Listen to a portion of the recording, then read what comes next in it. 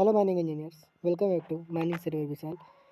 तो आप सभी को थंबनेल से पता चल गया होगा माइनिंग इंस्पेक्टर का एग्ज़ाम 21 तारीख को होने वाला है, जिनमें कि 100 नंबर जियोलॉजी सेक्शन माइनिंग से हो जाने वाला है, 50 नंबर जीके एमपी माइनिंग मतलब एमपी स्टेट से रहने वाला है, जीके जीएस ये सब भी रहने वाला है।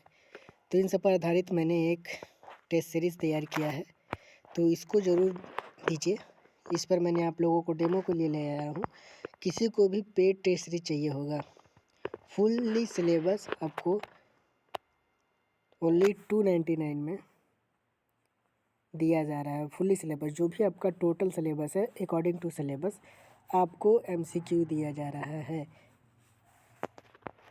ठीक है, किस प्रकार से तो मैं आपको बताता हूँ और दिखाता हूँ।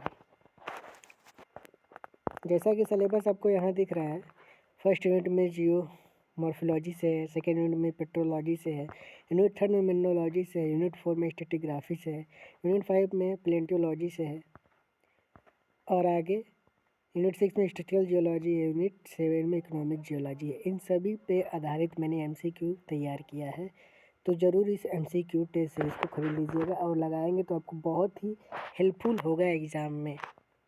तो चलिए आते हैं हम एमसीक्यू वाले सेक्शन पे। ठीक, तो आगे बढ़ेंगे। बता दूं कि इसमें मैंने नॉन टेक्निकल मध्य प्रदेश का जोड़ा हुआ है क्वेश्चन, लेकिन इसको मैं सॉल्व नहीं कराऊंगा आप सभी को। ठीक है, मैं टेक्निकल केवल जियोलॉजी वाले एमसीक्यू को कवर करने वाला हूँ इसमें। तो 50 नंबर यानी 50 नंबर के बाद आते हैं हम लोग।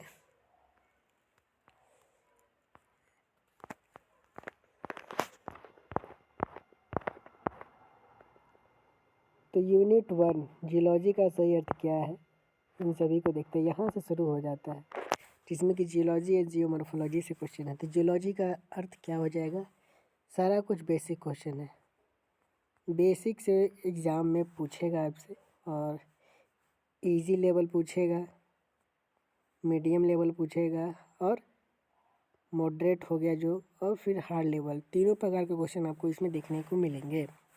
तो हम बेसिक क्वेश्चन को कवर करेंगे। तो जियोलॉजी का सही अर्थ क्या हो जाएगा, पृथ्वी की सतह का अध्ययन करना है, पृथ्वी के वातावरण का अध्ययन करना है, पृथ्वी के ठोस भाग का वैज्ञानिक अध्ययन, जीवों का अध्ययन। इनमें से सही ऑप्शन कौन सा हो जाएगा, तो इसका सही आंसर सी ऑप्शन हो जाएगा सही। पृथ्वी के ठोस भाग का वैज्ञानिक अध्ययन करना ही जियोलॉजी कहलाता है।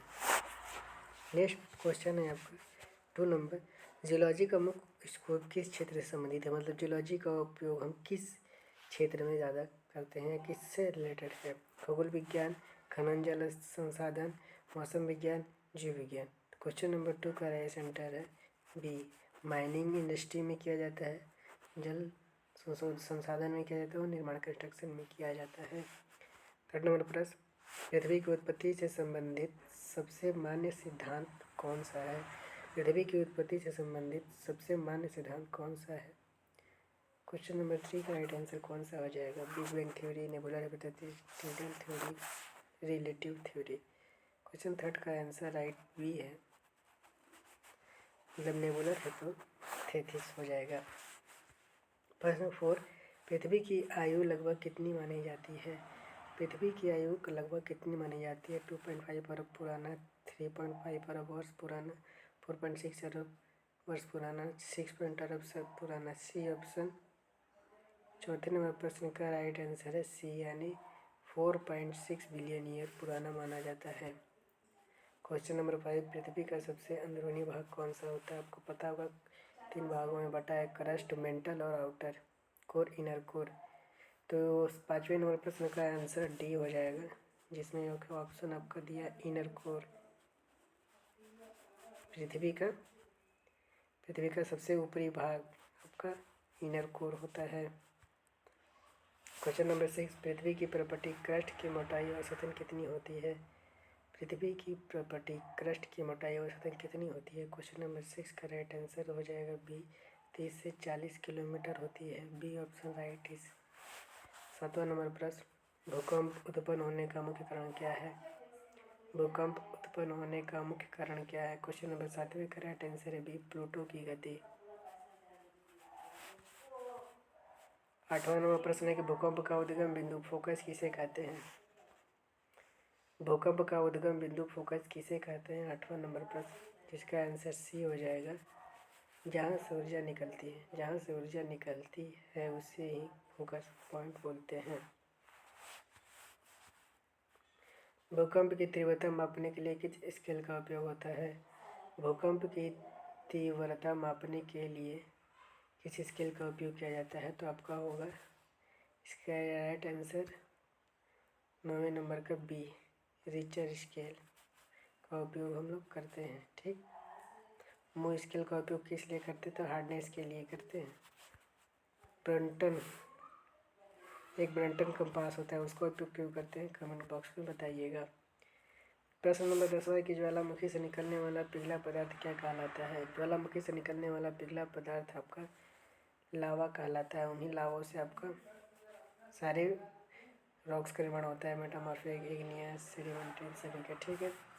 क्वेश्चन नंबर 11 प्लेट टेक्टोनिक सिद्धांत किससे संबंधित है? तो प्लेट टेक्टोनिक सिद्धांत आपका प्लेटों की गति से संबंधित है। ऑप्शन बी करेक्ट हो जाता है। निम्न में से कौन सी प्लेट बाउंड्री नहीं है? निम्नलिखित में से कौन सा प्लेट बाउंड्री नहीं है? Convergent, divergent, transform, horizontal. 12वें नंबर का ऑप्शन डी हॉरिजॉन्टल हो जाएगा। जियोमॉर्फोलॉजी का अध्ययन किससे संबंधित है? तो जियोमॉर्फोलॉजी का अध्ययन किससे संबंधित है? यह आप नीचे देखेंगे चट्टानों की संरचना से, पृथ्वी की स्थल रूप से, जीवाश्म से, खनिज से। तो 13वें नंबर का राइट आंसर ऑप्शन है, पृथ्वी के स्थल रूप से संबंधित है जियोमॉर्फोलॉजी। वेदरिंग का अर्थ क्या हो जाता है? तो वेदरिंग का अर्थ चट्टानों का परिवहन, चट्टानों का जमाव, चट्टानों का टूटना, चट्टानों का पिघलना। तो वेदरिंग का अर्थ हो जाता है सी ऑप्शन, चट्टानों का टूटना ही आपका वेदरिंग कहलाता है। वेदरिंग यानी इरोजन के कारण सेडिमेंट्री रॉक का निर्माण होता है। 15 नंबर नदी द्वारा बने स्थल रूप को क्या कहते हैं? नदी द्वारा बने स्थल रूप को क्या कहते हैं? क्वेश्चन नंबर 15, तो right answer fluvial, C option right हो जाता है। 16 नंबर प्रश्न के हिमनद ग्लेशियर द्वारा निर्मित स्थल रूप कौन सा है? तो इसका हो जाता है मोरनेस, बी। ग्लेशियर द्वारा निर्मित स्थल रूप आपका बी ऑप्शन राइट करेक्ट हो जाता है। अगला प्रश्न है 17 नंबर, हवा द्वारा निर्मित स्थल रूप को क्या कहते हैं?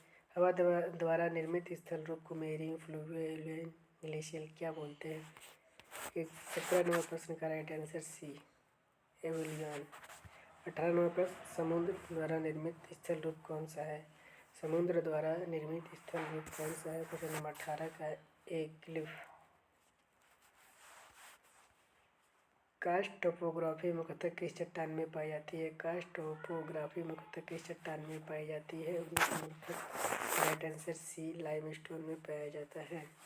अंतिम प्रश्न है, इसका कमेंट बॉक्स में आंसर दीजिएगा। निम्न में से कास्ट स्थल रूप निम्न है, निम्न में से कास्ट स्थल रूप निम्न है। तो क्वेश्चन नंबर 20 का राइट आंसर है डी, या सी, या बी, या ए। कमेंट करके कमेंट बॉक्स में बताइएगा। मिलते हैं फिर नेक्स्ट वीडियो में। तब तक के लिए किसी को टेस्ट सीरीज चाहिए होगा तो बिल्कुल बताइएगा। मेरे नंबर पर कांटेक्ट कर सकते हैं 9935145541। MPPSC mining inspector exam geology section और माइनिंग सेक्शन दोनों का है। ठीक है, थैंक यू सो मच। अभी तक जो भी पढ़ा है आप लोगों ने उसको फुल्ली रिवाइज कीजिएगा और प्रैक्टिस कीजिएगा। MCQ जितना ज़्यादा कर सकते हैं वहीं एग्ज़ाम में आपका सबसे बेहतरीन अच्छा परफॉर्मेंस दिलाएगा। Okay, thank you so much.